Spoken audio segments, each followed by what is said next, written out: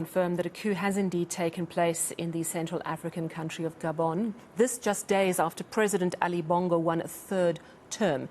The military there says the result of that election is cancelled and Bongo is currently under house arrest. And I'm joined now by Tara O'Connor, Managing Director of Africa Risk Consulting, who joins us from Bordeaux in France.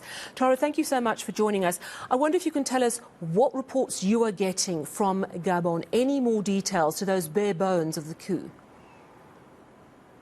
Well, firstly, that the president is under house arrest and so is his son. And really there is sort of widespread jubilation at the news of the coup. Because it really overthrows a dynasty. You know, it's not just a president that's been elected for a third term. It actually is the overthrow of 56 years of control by one family of a very small and very oil-rich state where people don't feel that they get as much as they should be getting out of the considerable wealth. So is it fair then to say that this might have been a coup with a good motive to try and give the people of Gabon more rights? I'm never really trusting of military coups as a good thing, because the overthrow of the constitutional order, however bad it is, military governments rarely ever go back to barracks without considerable difficulty, and it creates such a great deal of uncertainty.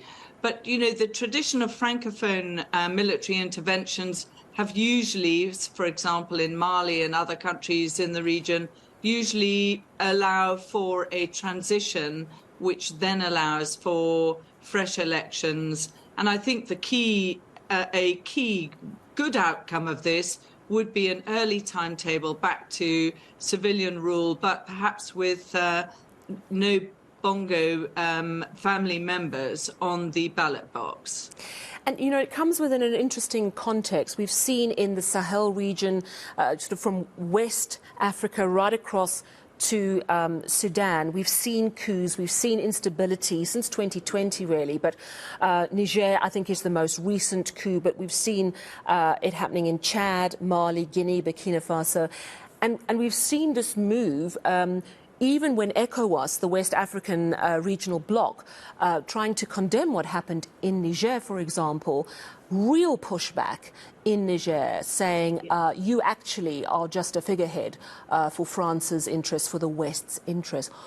Do you see what's happened in Gabon as part of that same trend, given that it actually unseats a family that has had, it seems, too much dominance over the last 5 decades?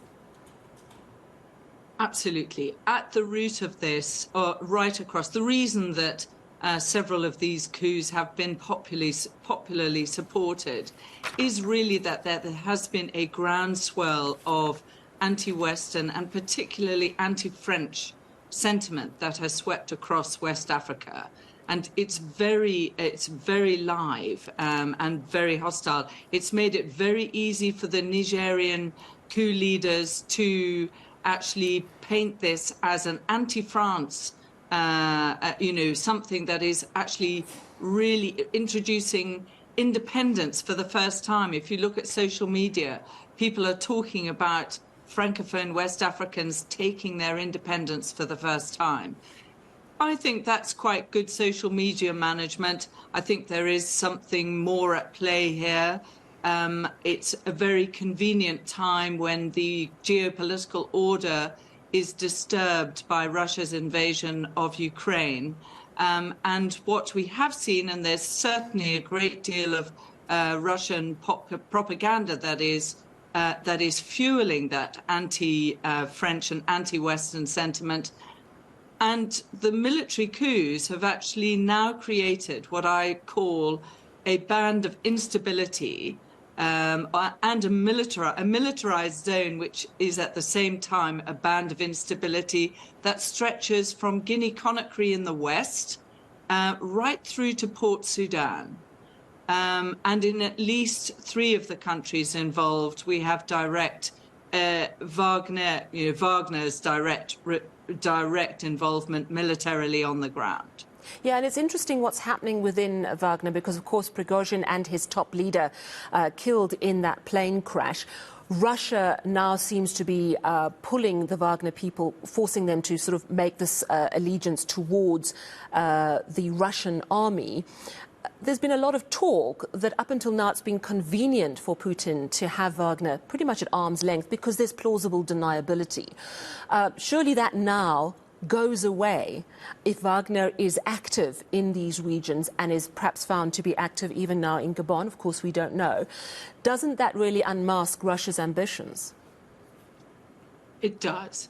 And, really the Wagner aspect is Wagner has basically been now nationalized, decapitated and nationalized by the Russian state, which gives the Russian state a military footprint, however informal it may be, right across that Sahelian militarized zone that I mentioned.